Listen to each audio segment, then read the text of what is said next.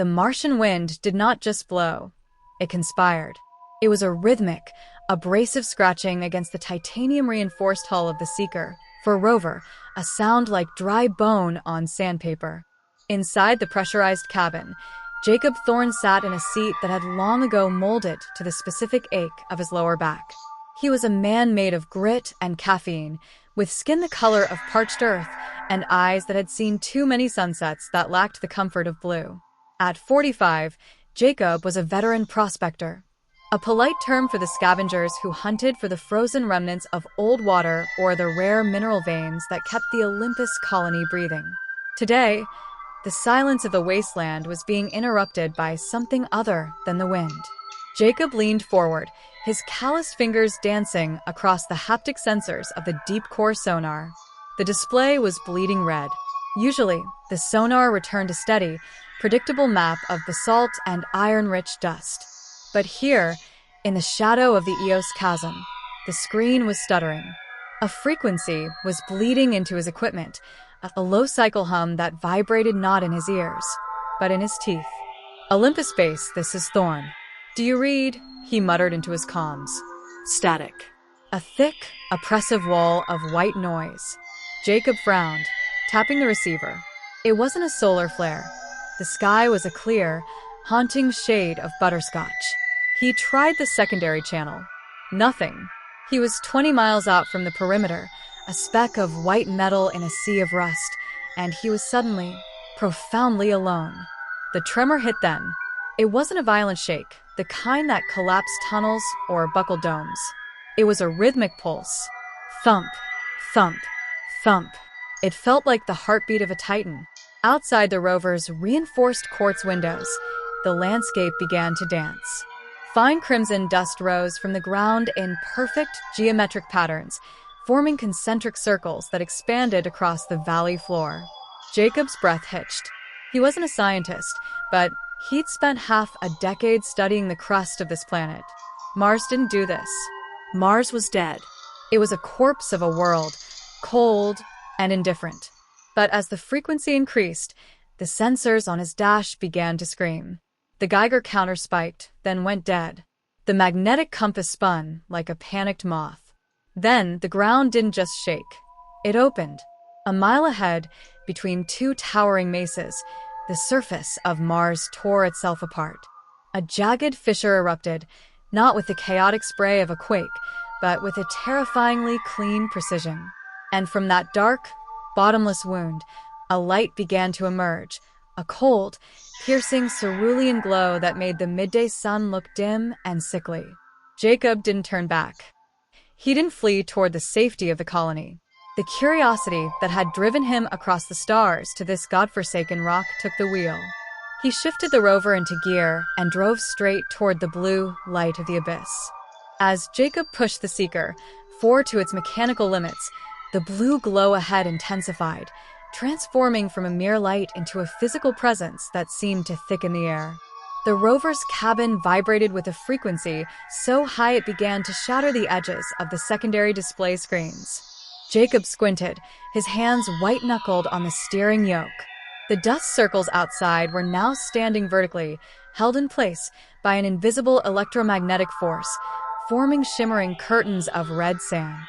Then, the ground stopped shaking. The silence that followed was more terrifying than the tremors. Jacob brought the rover to a skidding halt at the lip of the newly formed chasm. He stared out the window, his jaw tight. From the depths of the rift, a shape was rising. It was not rock, nor was it the jagged metal of a crashed vessel. It was a monolithic spire of polished obsidian, so dark it seemed to suck the light out of the Martian sky. Its surface was flawlessly smooth, save for the veins of glowing cerulean energy that pulsed beneath its skin like a nervous system. "God help us," Jacob whispered, though he hadn't prayed in 20 years. The spire continued to ascend, rising hundreds of feet into the air without the sound of engines or the heat of thrusters. It was silent, graceful, and utterly alien. As it reached its full height, the blue veins began to shift. They weren't just glowing, they were communicating. Geometric symbols, Complex fractals that defied human mathematics scrolled across the dark surface of the monolith. Suddenly, a massive surge of energy rippled outward. The Seeker was tossed backward like a toy. Jacob's head slammed against the headrest as the electronics in the dashboard hissed and died. The smell of ozone and burnt copper filled the small cabin. Through the cracked windshield, Jacob watched as the spire began to rotate. The top of the structure split into 4 distinct petals, revealing a core of pure, blinding sapphire light. A pillar of energy erupted from the center, lancing upward through the thin Martian atmosphere.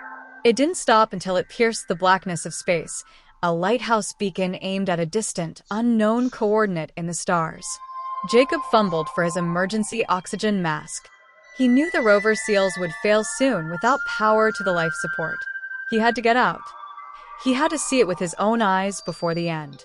He kicked the manual release on the door and stepped out onto the red sand, the alien light casting a long, distorted shadow behind him. The Martian air, thin and cold, tasted different to Jacob now. It was no longer the metallic tang of oxidized dust. It carried a faint, almost sweet scent, like ozone after a summer storm, yet impossibly ancient. He stood transfixed, a mere ant beneath a monument built by gods. The sapphire beam from the obsidian spire cut a path through the heavens, a bridge between Mars and the unimaginable. His comms were dead, his rover a charred husk behind him, but in that moment, Jacob felt strangely connected. The complex fractals dancing on the spire's surface seemed to resonate within his mind, a silent, insistent whisper of pure information. He saw patterns, not with his eyes, but with a deeper part of his consciousness. Equations that unfolded into galaxies, designs that mapped the very fabric of space-time. It was a language without words, a pure transmission of universal truth. And then, terrifyingly, it shifted. The abstract designs resolved themselves into something more familiar, yet utterly alien. A vast, intricate star chart, overlaid with a single, repeating symbol. It pulsed, a silent invitation, a cosmic doorbell rung after eons of slumber. His attention was torn from the spire by a subtle shift in the sky. Not a meteor shower, not the flickering of distant stars. These were new lights, appearing in perfect formation, growing steadily larger. They were too organized, too deliberate to be natural phenomena. They were responding. The spire's message had been received. Panic, cold and sharp, finally pierced through Jacob's awe. This wasn't just a scientific discovery, it was first contact. And he was standing alone at Ground Zero. Olympus Colony, with its flimsy domes and its quaint laser defenses, was utterly unprepared. They were lambs in a cosmic arena. He glanced back at the wreckage of the Seeker for no power, no comms. He was marooned. The only way back to the colony was on foot, a journey that would take days and was almost certainly a death sentence in the Martian wilderness, even without the added complication of incoming alien vessels. But he had to try. He had to warn them. He had to tell them what was coming. As he turned to begin his desperate trek, a low hum filled the air, a sound so deep it vibrated his very bones. It wasn't the spire. It was coming from above. He looked up. The incoming lights were no longer pinpricks. They were colossal, silent behemoths, descending through the atmosphere. Not sleek, metallic ships like in the old sci-fi movies, but organic forms, living architectures that seemed woven from starlight and shadow. Their surfaces shimmered with internal lights, tracing paths of unknown purpose. They descended without a sound, without a ripple in the air, pushing aside the Martian dust storms as if they were mere whispers. Jacob froze, a primal terror gripping him. His scientific curiosity was overshadowed by a survival instinct that screamed at him to run, to hide, to become invisible. But there was nowhere to go. The canyon was collapsing around the spire, vast fissures spiderwebbing across the ground. And above, the sky was filled with the silent, terrible beauty of an alien fleet. He watched, helpless, as the first of the colossal vessels positioned itself directly above the spire, casting an immense shadow that swallowed the entire canyon. It was happening. The ancient visitors had returned. The shadow that fell over Jacob was not merely the absence of light. It was a physical weight, pressing down on him, stealing the very air from his lungs. The colossal vessel above the spire was not just hovering, it was breathing. Pulsating bioluminescent patterns rippled across its vast, chitinous surface, like the scales of some ancient, deep-sea creature brought to the desert of Mars. Smaller, equally silent craft began to peel off from the main armada, descending with unnerving grace towards the Olympus colony, miles away over the horizon. Jacob watched, a silent scream trapped in his throat, as the fate of his entire world unfolded before him. He could only imagine the chaos erupting within the flimsy domes of Olympus. Sirens, already a constant, low thrum in the background of colony life, would now be screaming. The meager laser defenses, designed to fend off rogue meteors or small dust devils, would be firing futilely at these impossible giants. He pictured Miller, the grizzled security chief, barking orders into a dead comm system, and Sarah, the brilliant but sheltered chief engineer, her face pale with terror as her meticulously built systems failed one by one. A subtle shift in the air caught Jacob's attention. The cerulean light emanating from the spire intensified, and the swirling fractals on its surface took on a dizzying speed. A low, resonant hum pulsed from the obsidian monolith, not the angry thrum of before, but something almost melodic. It felt less like a warning, and more like an embrace. Then, the ground beneath Jacob's feet began to glow. Not with the raw, uncontrolled energy of the chasm's opening, but with a network of delicate, sapphire light, tracing intricate patterns across the red dust. These patterns connected, forming pathways leading directly to the base of the spire. It was an invitation. Jacob felt a strange duality within him. One part, the seasoned prospector, screamed at him to run, to hide, to survive at all costs. The other, a deeper, almost spiritual part, felt an irresistible pull towards the glowing entrance. This wasn't just a machine, it was a doorway. And it was waiting for him. He took a step, then another, his boots crunching softly on the glowing dust. Each step felt less like a choice and more like a preordained movement. The atmosphere around him continued to change. The air grew thicker, richer, infused with an inexplicable energy that warmed his skin and quieted the fear gnawing at his gut.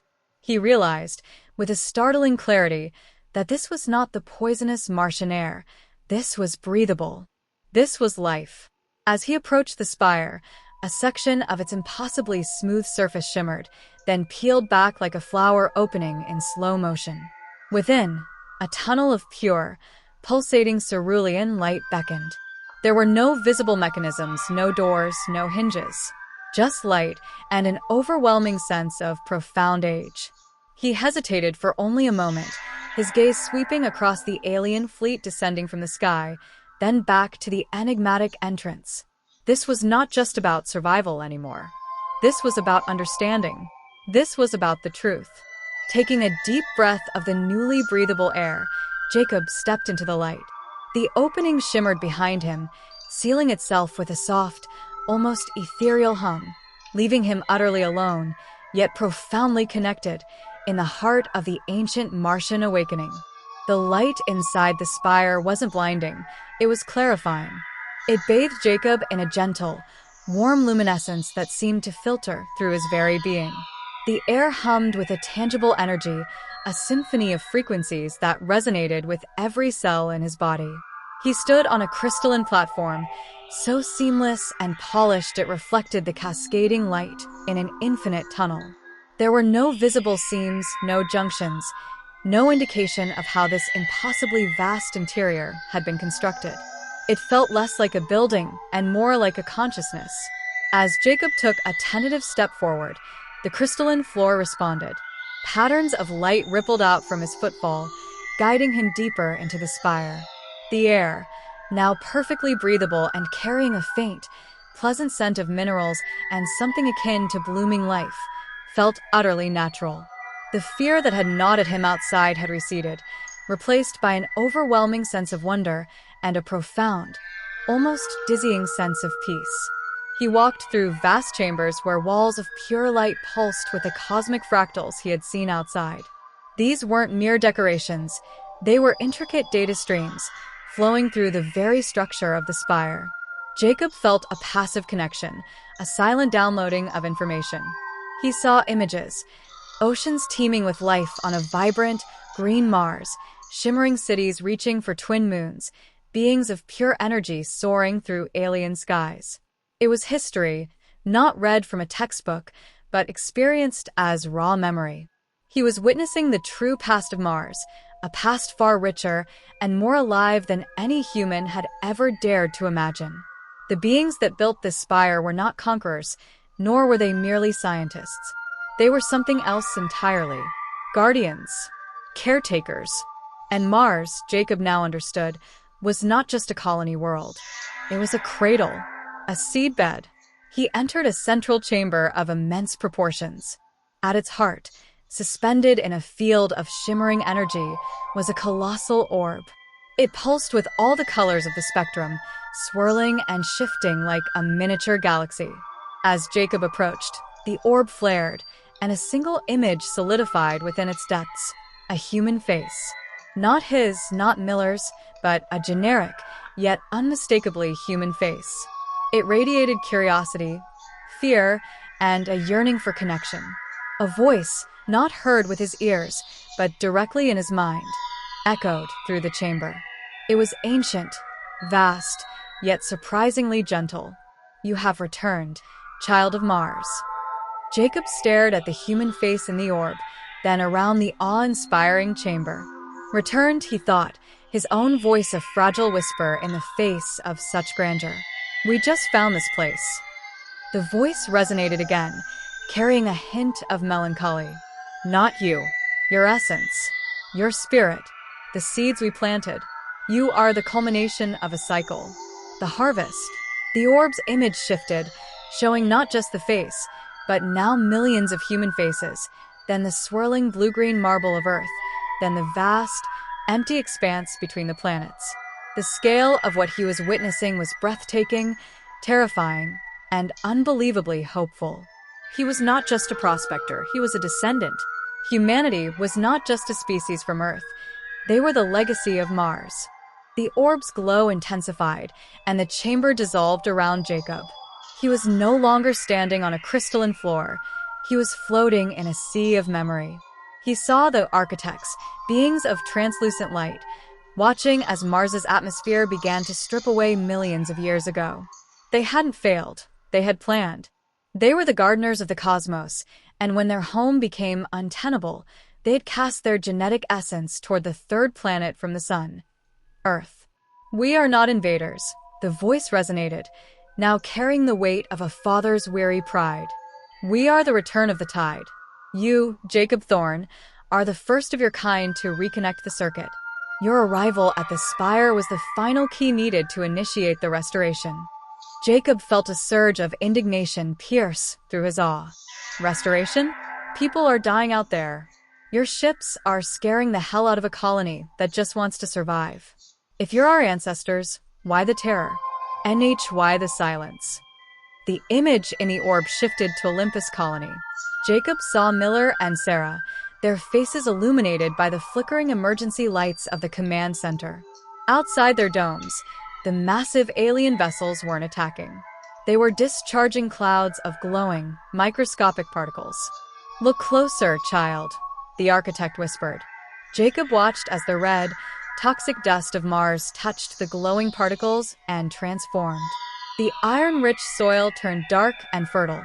The thin, carbon dioxide-heavy air began to shimmer as oxygen levels spiked. The architects weren't destroying the colony. They were terraforming the entire planet in a matter of hours. They were giving humanity back their original home. "The shock is necessary," the voice continued. "The cocoon must break for the wings to spread. But a bridge is needed. A translator. One who understands the grit of the old Mars and the glory of the new."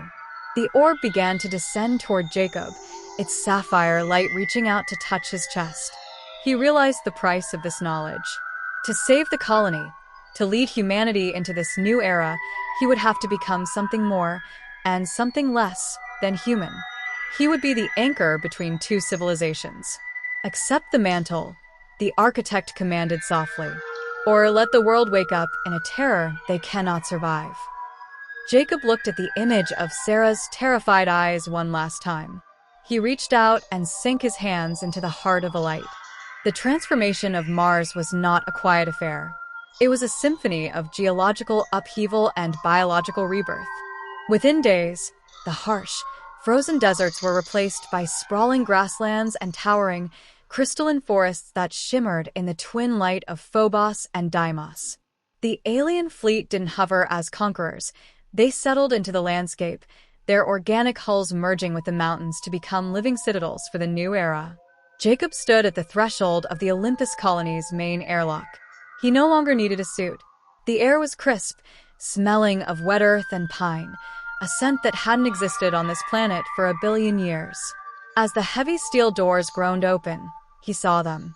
Miller, Sarah, and hundreds of colonists. They stood in stunned silence, looking at the man they once knew as a rugged prospector, now standing before them as a luminescent guardian. "Jacob," Sarah whispered, stepping forward. Her eyes moved from his glowing armor to the lush green hills behind him. "What have you done?" "I didn't do this, Sarah," Jacob replied, his voice carrying a calm resonance that seemed to vibrate in the very air. "We did. We survived long enough to be found. This isn't the end of our colony. It's the beginning of our civilization. Mars isn't a graveyard anymore. It's a garden." The architect's voice lingered in the back of his mind, a silent promise of guidance. Humanity would not have to walk this path alone. They were the children of two worlds, and the bridge was finally open. Jacob looked up at the stars, no longer distant and cold, but familiar. Behind him, the great obsidian spire pulsed one final time, a heartbeat for a planet reborn. He extended his hand to Sarah and the others, inviting them to step out into a world where they no longer had to hide behind glass and steel. The red planet was dead. Long live the Emerald Mars.